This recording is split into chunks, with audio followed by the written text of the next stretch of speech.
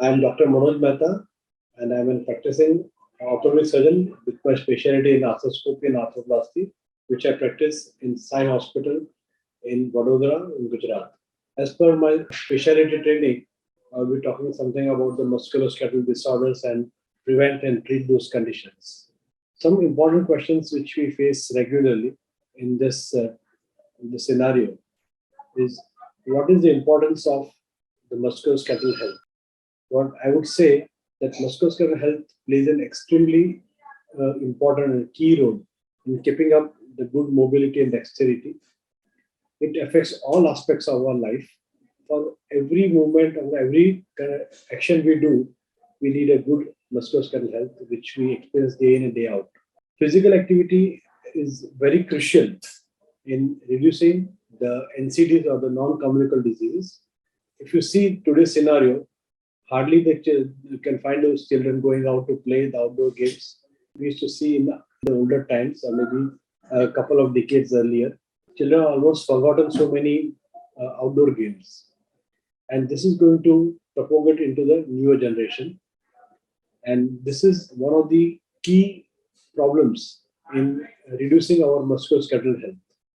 Second question, what we would see, what happens from this is what is the relation between the painful musculoskeletal conditions and reduced capacity to engage in physical activity. So, for example, if you see a youngster today, they are working for 10, 12 hours, maybe more with a computer, IT specialist. Now, during the COVID times, we find a lot of people doing those online classes, online office work. And because of that, they get this painful, tortuous neck. Now, it's a very painful condition. So that leads to a lot of stress mentally and physically. And that pain limits their activity in even their day-to-day life. They're not able to even enjoy their day-to-day life. They're not able to do simple things like even long-term driving or even sleeping properly. They lose the sleep. So impaired musculoskeletal health is because of these chronic pain conditions. Same thing happens with the arthritic knees. And once you have a bad knee, or for example, or a bad back, a painful back, it reduces activity, which will lead to other issues. Like, for example, if activity is reduced, so you start reducing your activity levels, so reducing the cardiac activities, which leads to obesity, change your lipid profile, which increases the disease like, say, when control of diabetes, which is bad, the lipid levels will go up due to a lot of cardiac issues. So, not directly related to the musculoskeletal system, but it can affect all other systems, and even an early aging. So, painful condition from acute to chronic can lead to disaster in our life and in the longevity. How does it impact the musculoskeletal health? Our good musculoskeletal health is required for so many things. For example, a good married life, good productivity in the office, good relation with the children. If somebody is having chronic pain, which is leading to mental stress, can lead to bad relations, can also destroy his professional life, can reduce the productivity of a company. This is on a small scale. What happens on large scale? To see the developed countries. One of the biggest loss in the developed countries is because of the low backache.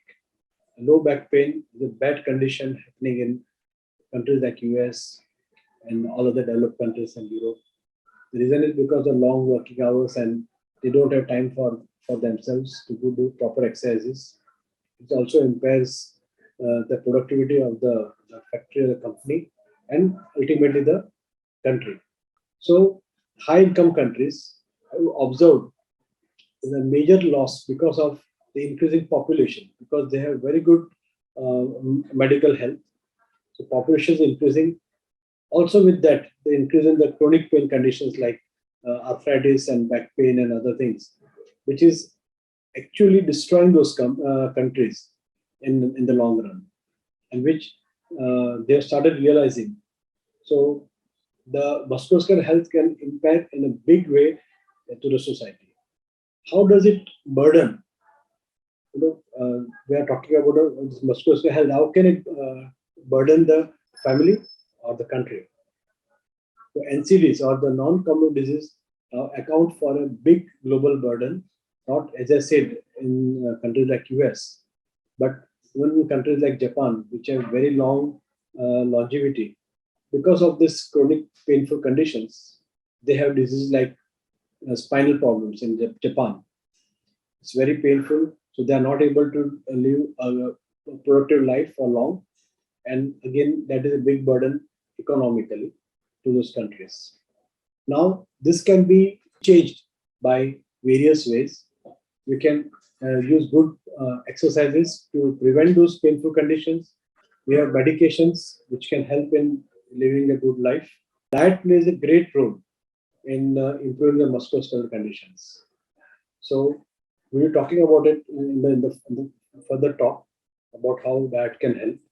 But what I was talking about is the global impact of musculoskeletal health is something which you need to realize as early as possible and destroy and stop the destruction of those countries if you can realize it earlier. One of the very big diseases which comes from the bad muscle health is the obesity. As the joints and back and everything becomes painful, and you start automatically reduce the activity levels. What happens? The improper diet and a bad or a reduced or low level of activity can lead to morbid obesity, which can again lead to a lot of medical conditions and low productivity. How we can prevent? By physical activity. So, as I said, one of the earlier examples about the IT workers. Second thing, in the children. So, if we can educate from the very young age the children about good exercises, good way of eating, living a good life, and preventing their joints and back from destruction at the very early age. So they can be a big resource for the development of any country.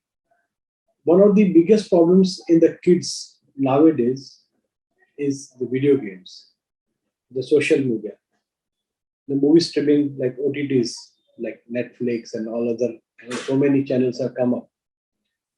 They seem to make a child or a youngster or sometimes even the adult is addict, and it's a big factor in our deterioration.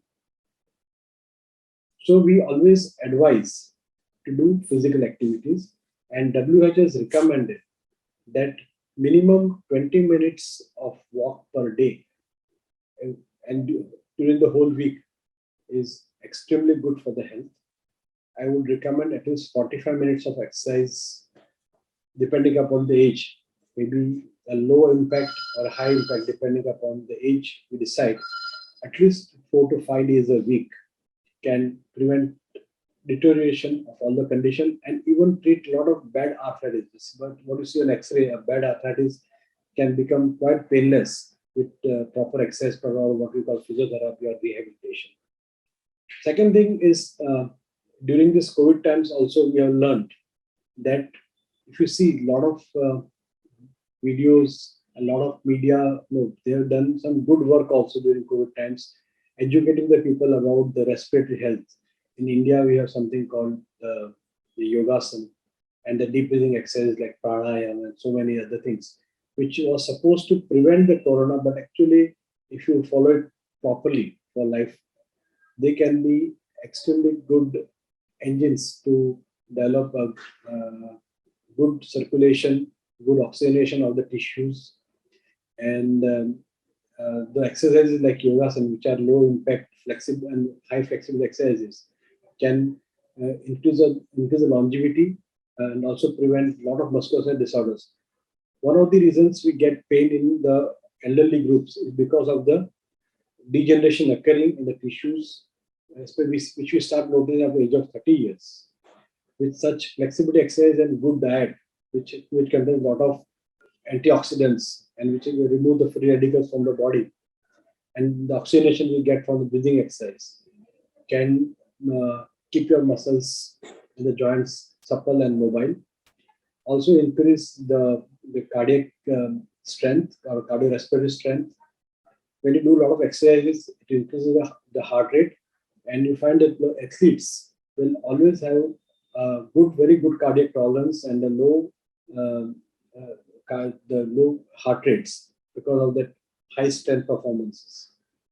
So exercise again plays an extremely important role uh, in the prevention and the treatment part. About the aging, same thing that it helps the aging, but how? So if you see that aging is something which we call a natural phenomenon or a normal degenerative phenomenon, which happens with each and everything which is living on this planet. But aging can be different with a different person. Some people tend to age very early. That could be a genetic condition. And second, a self-made condition. So when we talk about today's lifestyle, about using too much of media, low exercises, bad diet, lot of junk food which you see nowadays. It's very common with the kids nowadays, very favorite of so many kids. So this all contributes to fast aging process, which not only leads to the cosmetic aging, but also the functional aging. So the joints become bad very fast, painful, the activities become low, they stop enjoying outdoor activities at a very young age group. Trekking, so activities like trekking, which is so pertinent and so joyful to most adults, are not enjoyed at age of 40 or 50 because of this bad lifestyle. And that is a real aging, not only the cosmetic age. And for this, again, to achieve that kind of agility and youth, we need a good musculoskeletal system. And I've given you the simple basics how we can achieve that. If you see a lot of people in Europe, if you go to Germany, and I had my visit in Germany and saw an 80-year-old lady enjoying bicycling and running. I was amazed. What we find in India at age of 60 years, females coming to our OPD say, "Doctor, my life is over. I don't want a surgery. I like to die peacefully with this pain." So that can be achieved again by good musculoskeletal health. That is the importance of musculoskeletal health. I think I've covered almost everything. And again, to reiterate that uh, try to achieve a good musculoskeletal health by good lifestyle. Sleeping habit again is extremely important in the prevention. Diet, sleep, regular exercises.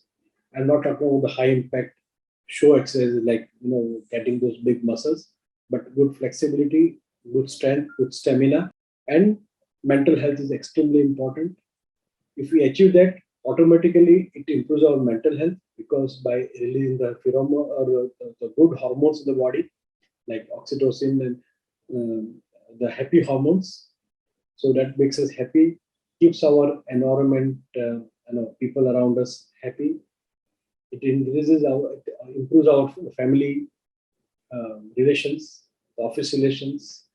It improves our professional efficacy and the growth, and also prevents bad diseases, which I come to at the last point, like obesity, hyperlipidemia, cardiac problems, and cancers too. In long run, are a part of a bad lifestyle. It can prevent because the happy hormones, you can even stop bad habits like smoking and alcohol, uh, making you addicts out of these bad things. And I think that is the key to great life. I think I covered everything. Thank you so much.